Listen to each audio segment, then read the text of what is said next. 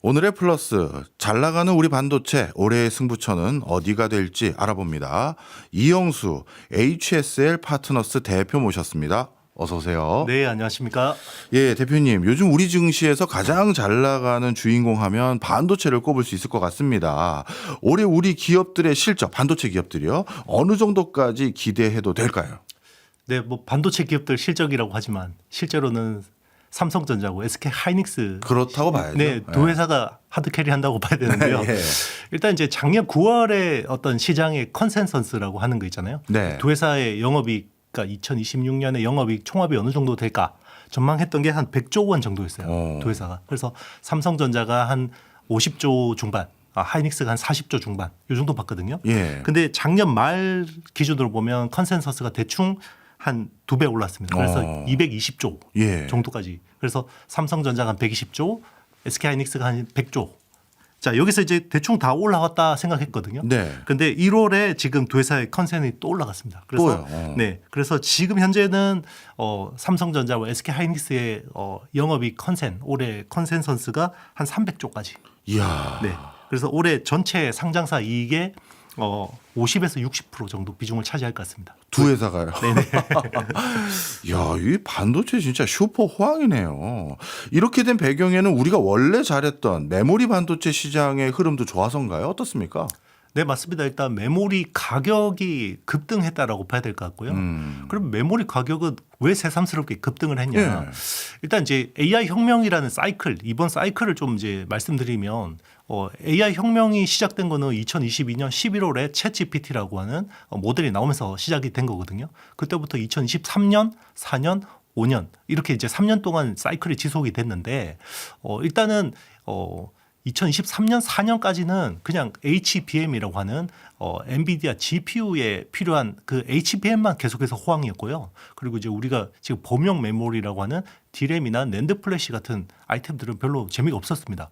근데 그게 언제부터 바뀌었냐면 네. 작년 9월부터 딱 바뀌었어요. 그때 무슨 일이 있었는데요? 그때 무슨 일이 있었냐면 그동안 이제 그 엔비디아의 GPU라고 하는 거는 AI 서버, 그러니까 예. 서버 중에서도 그 생성형 AI를 돌리기 위한 그쪽에 들어가는 아이템이잖아요. 예. 이제 그쪽만 좋았는데 예.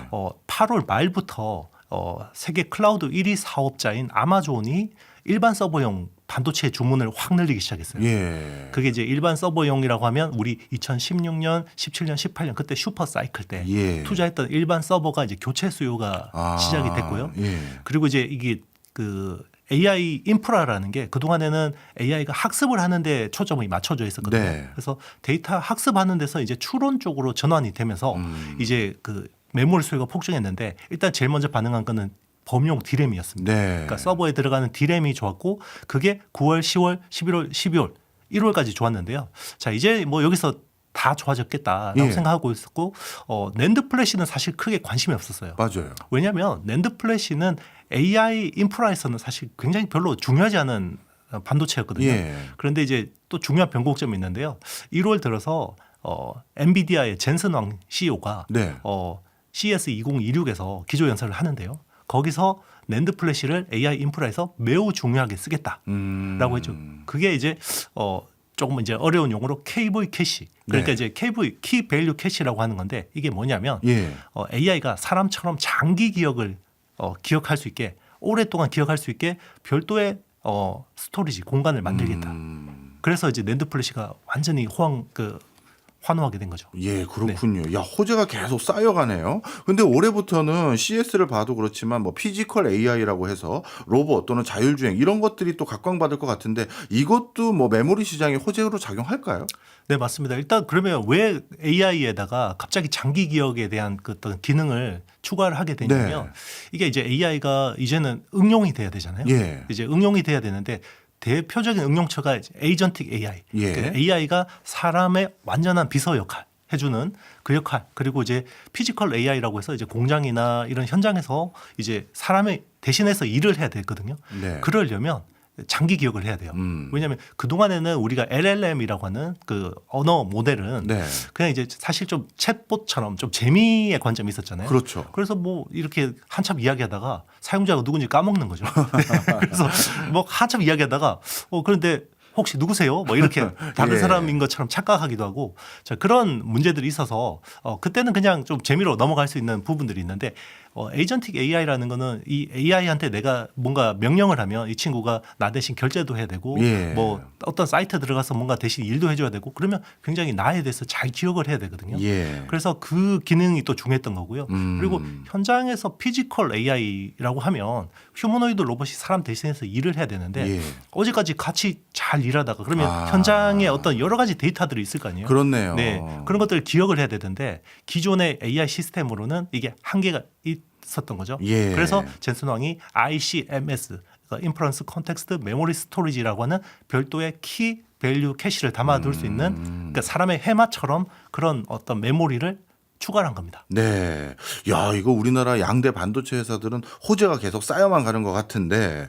근데 요즘 또 핫한 이슈 중에 하나가 이건 반도체 회사는 아니지만 현대차, 엔비디아와 뭐 협력한다라는 이 큰 그림을 또 CES에서 두 또 정상들이 그 회사 수장들이 만나서 뭐 얘기도 나눈 게 있고 이런 것들은 뭐 후속 조치가 좀 있습니까? 네, 맞습니다. 일단 그 현대차가 AI 혁명이 들어와서 예. 아무것도 안 한 건 아니었어요. 그러니까 우리가 그 지난 10년 전 이제 모바일 혁명 때를 좀 생각해 보면요. 예. 처음에 애플이 아이폰을 들고 나왔을 때 다들 쇼크였잖아요. 그렇죠. 그때 이제 제일 중요한 건 그 전에 쓰던 휴대폰과 스마트폰의 차이점은 그 오퍼레이팅 시스템이라고 하는 OS의 유무에 따라서 스마트폰이냐 피처폰이냐 달라지게 되거든요. 예. 근데 우리나라는 휴대폰 잘 만들었잖아요. 예. 근데 OS가 없었습니다. 예. 그래서 삼성전자가 초창기에는 어떤 생각을 했냐면 OS도 우리가 직접 만들어보고 그때 이름이 뭐 바다였나요? 맞습니다. 바다 같은 뭐 예. 미고 뭐 이런 예, 것들 여러 그렇죠. 가지 뭐 OS도 해보고 그리고 이제 칩 두뇌 칩 역할을 하는 AP도 애플리케이션 프로세서도 직접 개발해보고 자 그렇게 했었죠. 그런데 이제 OS는 사실 이게 삼성이 하기가 쉽지 않았던 거죠. 근데 이제 현대차도 이게 똑같이 AI 혁명 시대 들어서 자동차에 갑자기 두뇌가 필요해지게 생겼어요. 네. 이게 자율주행이 돼야 되고 그리고 휴머노이드 로봇에도 두뇌가 필요한데 네. 그 두뇌 역할을 결국은 OS와 두뇌 칩이 역할을 해야 되는데요. OS를 직접 해보려고 했죠. 그래서 근데 해보니까 안 되잖아요. 네. 그래서 이제 젠슨 왕의 엔비디아가 그거 직접 하려고 하지 말고 우리 AI 써라. 아. 네, 라고 한 거죠. 그래서 이제는 자체 개발보다는 엔비디아의 어떤 OS, AI를 쓰기로 한 거고요. 예. 그리고 이제 그 엔비디아의 그 GPU를 가지고 이제 두뇌 칩을 가지고 이제 자율주행이든 휴머노이드 로봇이든 이제 구동을 하게 이제 정해진 건데 네. 그게 이제 작년 말에 급격하게 변화가 생겼어요. 그래서 어떻게요? 기존에 이제 현대차에서 이 그 개발을 진두지휘하던 이제 송창현 사장이라는 분이 예. 이제 퇴임을 하시고 예. 엔비디아에서 그 AI 개발에 중요한 역할을 하셨던 박민우 사장이 이제 헤드로 오셨어요. 그 말은 이제 엔비디아하고 협력하는 쪽으로 이제 방향을 잡았다라고 봐야 되는 거죠. 그렇군요. 야, 우리나라를 대표하는 기업들이 이렇게 AI 시대를 지금 열어가고 있는 해외 회사들하고도 적극적으로 제휴하고 있고 또 물건도 납품하고 있고 이런 상황인데 그런데 이런 호재 속에서 실질적인 성과들도 계속 들려오는 것 같아요. HBM 같은 경우는 SK 하이닉스가 거의 독주를 하고 있었는데 삼성전자도 HBM4를 양산하게 됐다 이런 소식을 들었는데 그럼 앞으로 이 HBM이라는 이쪽에서도 뭐 판도 변화가 좀 있습니까? 뭐 여전히 SK 하이닉스가 좀 더 이제 우위를 가져갈 거라고 보고 있습니다. 예. 그런데 이제 HBM3 때만 해도 SK 하이닉스가 전체 시장의 85% 이상을 장악했거든요. 네. 그래서 특별한 변화가 없으면 HBM4 정도까지는 하이닉스가 좀 더 강하게 주도권을 질 거라고 봤는데 네. 여기서 이제 변수가 생겼죠. 어떤 거? 일단 이제 그 지금 엔비디아가 올해 내놓는 새로운 아키텍처라고 하는 그게 이제 베라 루빈이라는 거예요. 예. 지금 쓰는 거는 이제 그 블랙웰이라고 하는 그레이스 블랙웰이라는 것들을 이제 많이 쓰고 있는데 그레이스는 CPU고요. 네. 블랙웰은 GPU입니다. 네. 그래서 이제 지금은 그 여기에서 이제 베라 루빈이라고 하면 CPU하고 GPU가 다 바뀌게 되거든요. 근데 이제 중요한 거는 그 루빈이라고 하는 GPU가 당초 생각했던 것보다 성능이 더 중간중간에 바뀌게 되는 거예요. 그러니까 성능이 원래 생각했던 것보다 좋아지게 되니까 중간에 계속 바꿔달라고 하잖아요. 예. 그럼 공급사들은 처음에 네가 요구했던 성능에 맞춰서 공급을 하려고 하는데 갑자기 중간에 계속 바꾸면 어떡해? 라고 이제 이렇게 불만을 제기하겠죠. 그렇겠죠. 그러면 이제 대신에 엔비디아는 미안하니까 그래 대신 그러면 거기에 대해서 가격을 올려줄게 라고 한 거죠. 그런데 삼성전자가 HBM3E 때까지만 해도 예. 하이닉스한테 굉장히 많이 밀렸잖아요. 그렇죠. 그래서 HBM4를 개발할 때 예. 약간 그 칩들을 예. 약간 좀 오버 스펙을 썼어요. 예. 그러니까 이제 쉽게 이야기하면 SK하이닉스하고 마이크론은 그 HBM이라고 하는 거는 제일 밑에 로직 다이, 네. 그러니까 시스템 반도체 한 장이 들어가고 네. 그 위에 D램을 쌓는 구조거든요. 네. 그런데 이제 마이크론이나 SK하이닉스는 그 위에 밑에 로직 다이를 10나노대 그 파운드를 썼어요. 네. 그러니까 10나노, 12나노 정도를 썼고요. 그 위에 쌓는 D램은 1B. 그러니까 1B면 10나노 5세대거든요. 네. 근데 삼성전자는 계속해서 HBM 쪽에서 문제가 있었잖아요. 네. 그래서 이번에는 내가 퀀텀 점프를 해보겠어라고 해서 그 밑에 있는 로직 칩을 4나노 공정을 썼어요. 예. 지금 경쟁사들 10나노, 12나노 그러는데 차이가 커졌네요. 네. 그리고 저도 너무 무리하는 거 아니냐라고 예. 생각했죠. 4나노를 쓰고 그 위에 쌓는 D램을 10나노 6세대를 썼어요. 그게 예. 1C D램이라고 하는데요. 그러면 경쟁사보다 한 세대 더 진보된 걸 쓰니까 예. 돈이 많이 들어가겠죠. 그렇죠. 저걸로 돈 벌 생각이 있을까라고 생각했는데 예. 엔비디아가 루빈 GPU를 당초 성능보다 높게 해달라고 하니까 어떻게 해요? 오버 스펙으로 투자한 회사가 유리한 거죠. 그렇네요. 그러니까 이제 속도라는 부분이 되게 중요한데요. 예. 원래 엔비디아가 요구했던 거는 루빈의 GPU에 필요한 베이스 그러니까 로직 칩의 속도가 10기가 bps였거든요.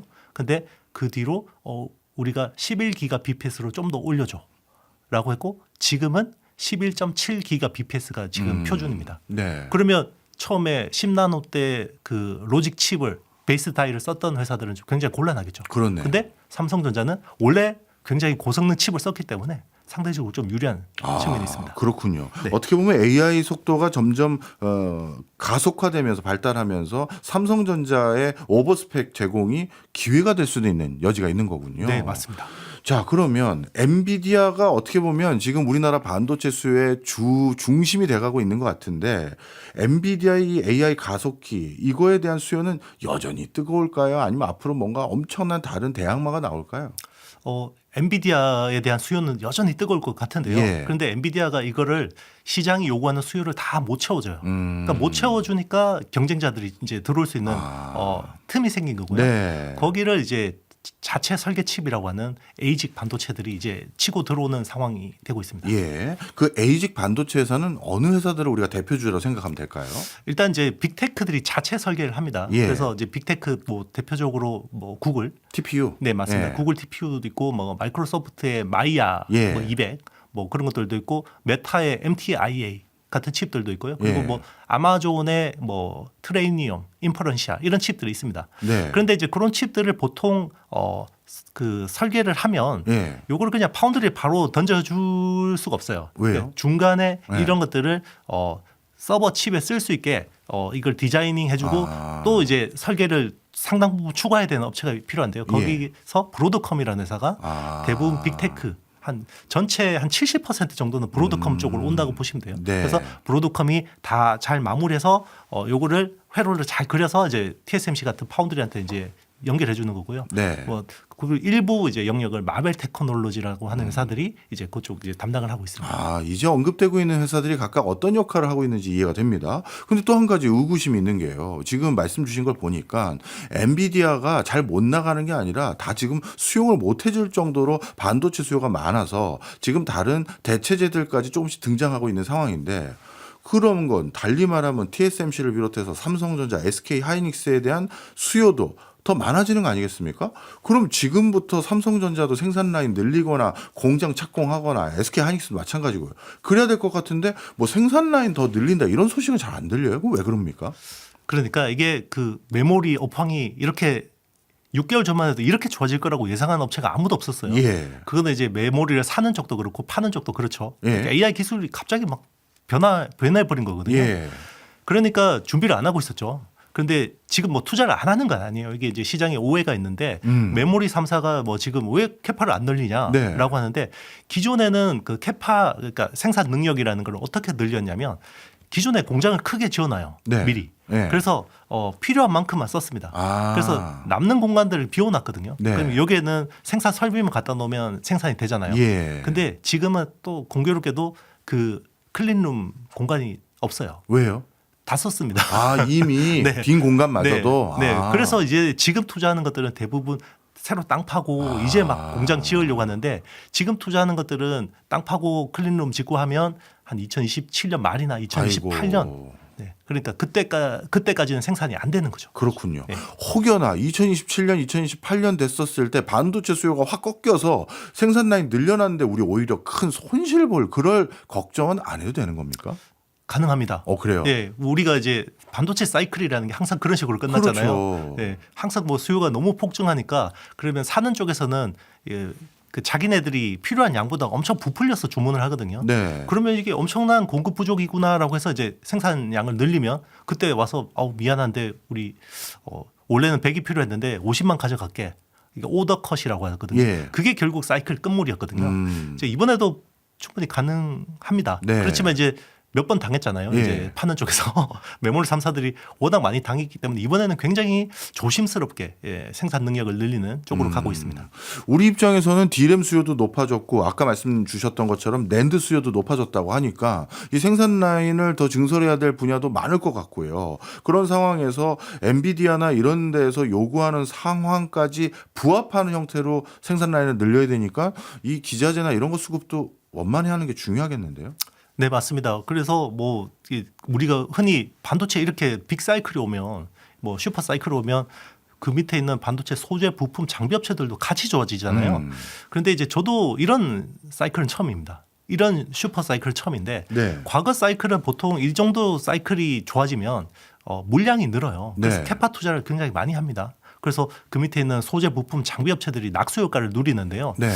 이게 철저한 K자형 성장 같아요. 그래서 예. 지금은 메모리 공급사들은 굉장히 좋은데 이게 지금은 물량 Q가 지금 리드하는 사이클이 아니라 가격이 계속 올라가서 그 주도한 사이클이기 때문에 이제는 명품을 하나 더 파는 게 중요한 거예요. 예. 그러니까 예전에는 그냥 패스트 패션 같은 그런 옷을 대량으로 많이 찍어내서 돈을 벌었다 그러면 지금은 그냥 뭐 명품 가방 같은 것들을 만들어서 양은 아주 많이 늘어나진 않지만 굉장히 고부가 제품을 만들어서 사이클이 늘어나는 거기 때문에 과거가 좀 다르다고 봐야 됩니다. 네. 그럼 구분해서 일단 질문을 드려보겠습니다. 지금은 말씀 주신 것처럼 대형 반도체사의 기업들의 낙수 효과, 그 기업들의 성과가 크다고 하셨는데 그들로부터의 낙수 효과, 그래서 우리 반도체 장비 회사들, 소부장 회사들이 뭔가 성과나 주가도 크게 올라갈 수 있는 타이밍 언제로 기대해도 될까요?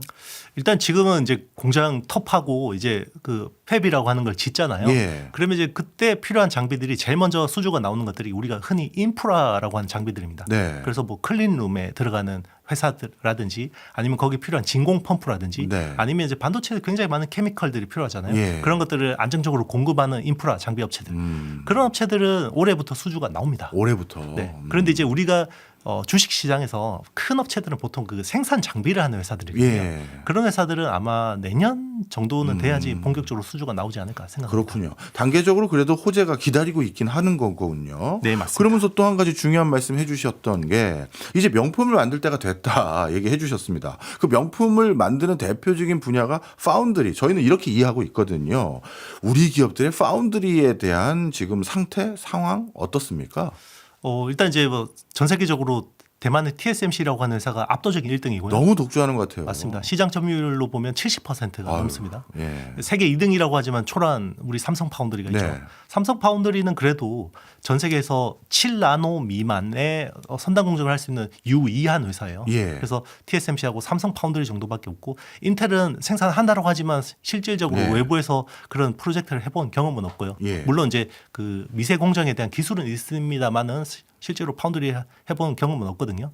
그런데 이제 뭐 지금은 상황 자체는 좋아지고 있어요. 왜냐하면 TSMC로 너무 많은 주문들이 몰려들고 있고요. 그걸 TSMC가 다 감당을 못하고 있습니다. 예. 그래서 낙수 효과라는 것들이 삼성 파운드리가 작년부터 본격화되고 있고요.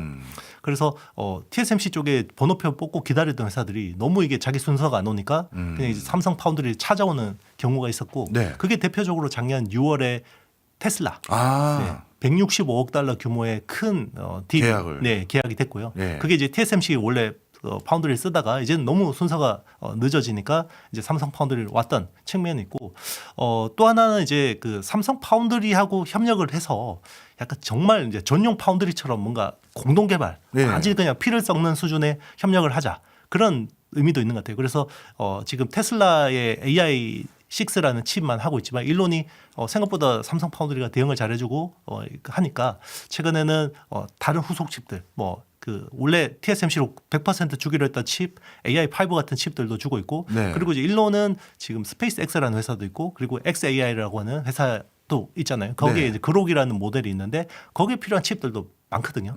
이제 거기에 대한 프로젝트들도 이제 삼성 쪽으로 좀 이제 주고 있는 상황입니다. 아, 그렇군요. 나름대로 어떻게 보면 TSMC가 감당하지 못하는 부분에서 우리가 또 틈새 시장을 공략하고 있는 상황이네요.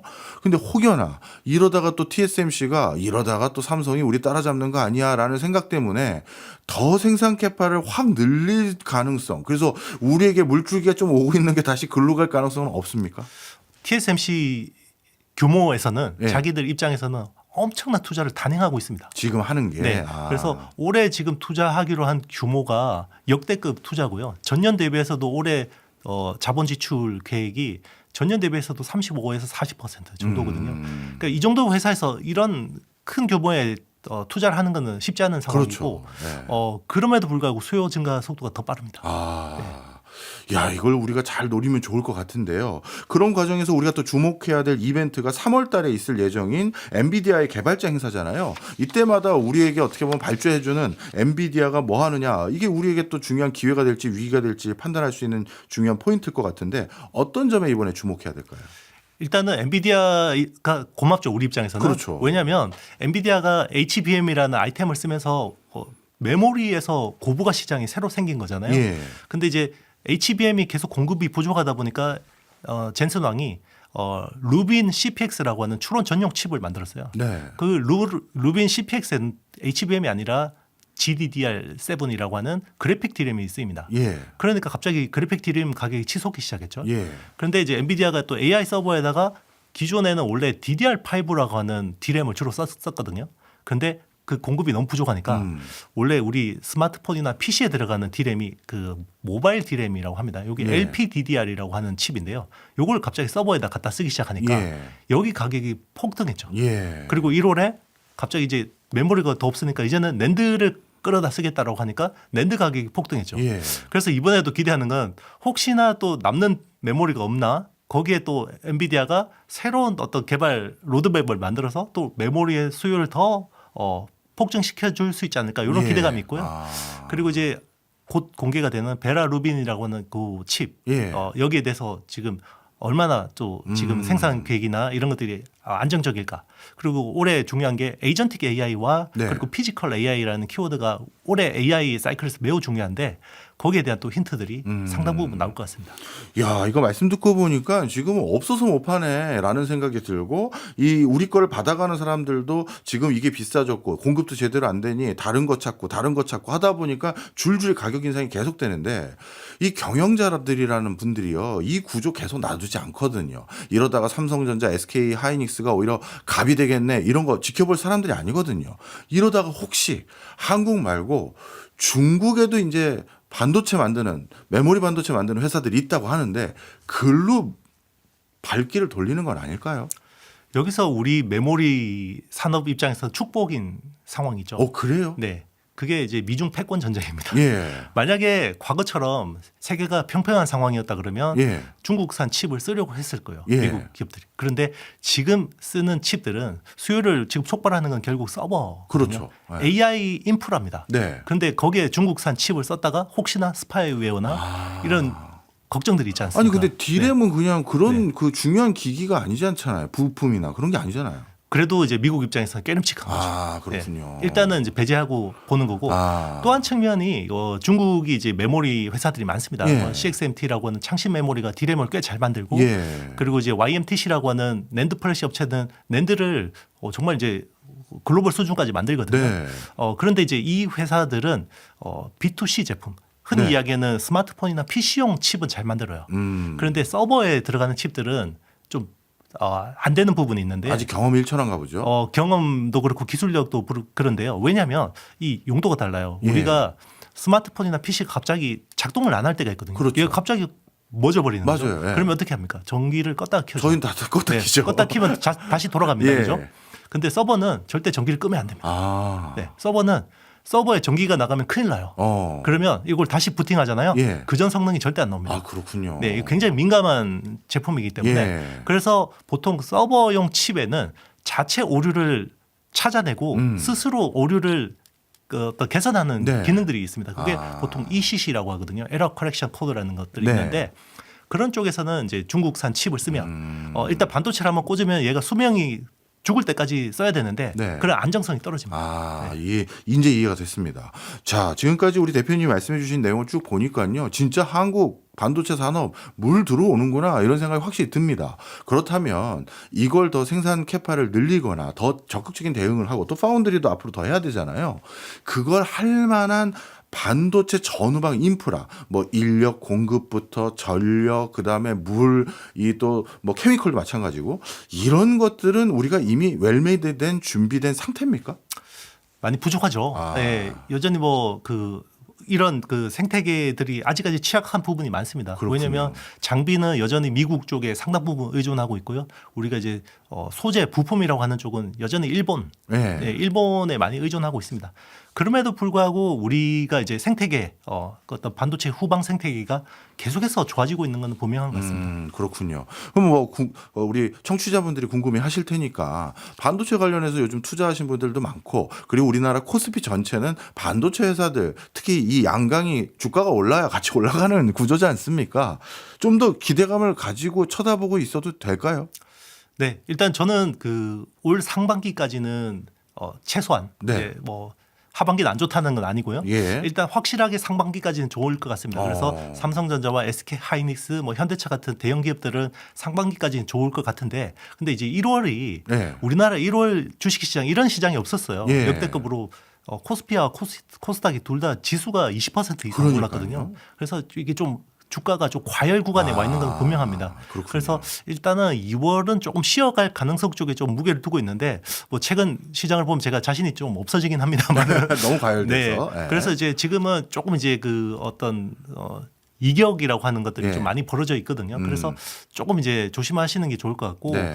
기존에 보유하고 계신 분들은 계속해서 끌고 가는 것도 괜찮고요. 그런데 네. 이제 신규로 접근하시는 분들은 지금 너무 고점에 사시면 고생하실 수 있다라는 생각. 그래서 조정 시 매수 관점은 유효한 것 같습니다. 네. 우리 기업들이 분명 경쟁력 있는 건 사실이다. 하지만 가격은 부담감 있는 가격선도 고려하셔야 된다. 이런 말씀입니다. 알겠습니다. 지금까지 이영수 HSL 파트너스 대표였습니다. 고맙습니다. 네, 감사합니다.